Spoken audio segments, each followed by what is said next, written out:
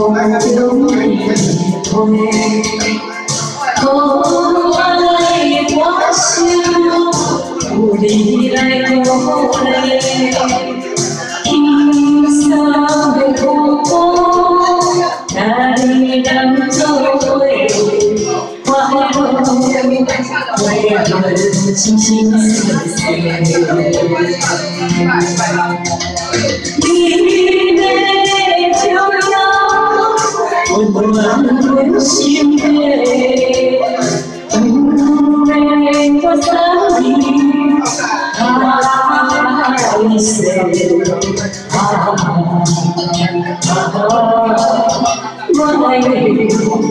môi quan anh trên bờ môi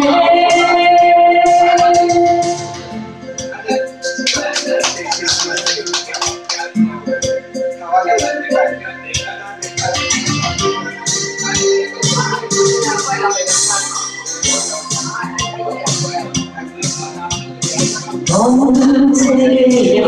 thể không yêu gì thôi không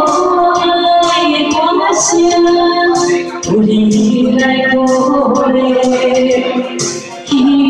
sao về không có ai đắm trôi quay đầu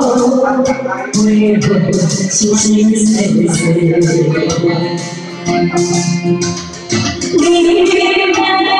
chiều nhau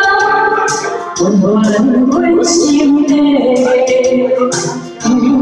mây có sáng đi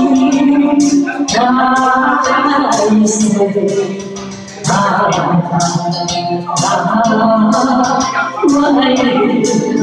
mây qua mây anh